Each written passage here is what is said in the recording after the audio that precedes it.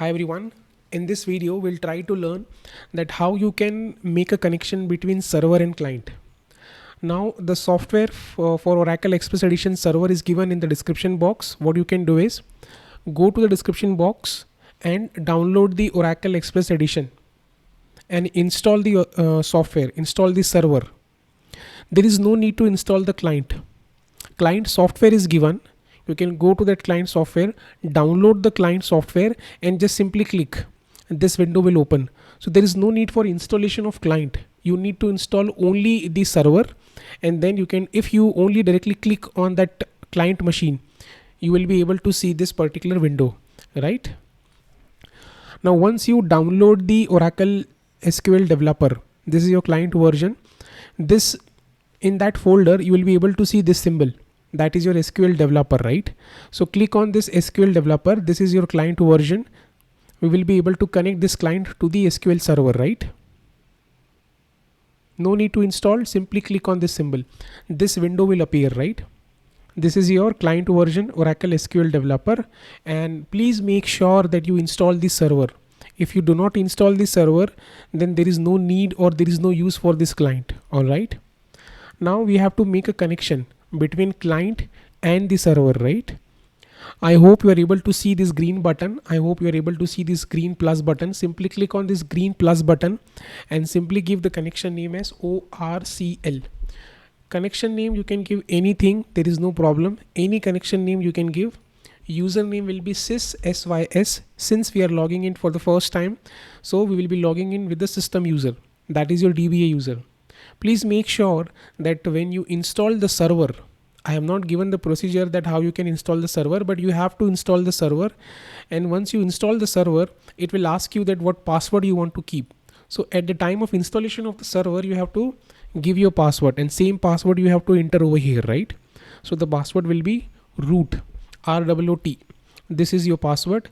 And after that, click on this save password button. Checkbox this save password. Why? Because every time when you open this client application, you do not have to give the password again and again, right? So simply give the save password. Connection type will be basic, and role we have to select as sysdba, right? Sysdba, because we are trying to log in as a system user, which is a DBA user, right? Host name will be localhost. Why? Because server is also installed in this machine and client is also available in the same machine. That's why we are giving it as a local host. But for example, if server is located somewhere centrally, now for example, I am in Pune and the server is available at the Mumbai location.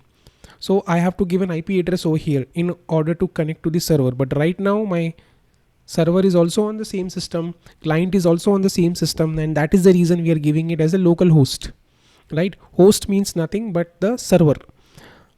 And then port number is 1501. Everything will be same. There is nothing, no need to change. And then simply you have to click on this test button. Once you click on this test button, it will show you the message as success, right? Now simply click on this test button and you can see message as success. That means you are able to connect to the server. Click on connect and then you will be able to connect to this ORCL user. At the left hand side in the navigation bar, I am just giving you a walkthrough about the client tool, right? You can see that there is a user called ORCL. Click on this plus button. I hope you are able to see this small plus button. Click on this plus button. You can see all the folders that you can access. This is your ORCL user. If you right click on this ORCL user and if you go to the properties, you will be able to see the connection name, the username and the password, of course, all the detail, right? So this is how you can make a connection between client and server. Do not forget to install the server, then only you have to perform this procedure. In the next video, we'll try to learn that how you can create certain tables and then how you can retrieve the data from those tables. We'll learn the topic by coding, we'll learn the topics by practicals. Thank you. Till then, happy learning.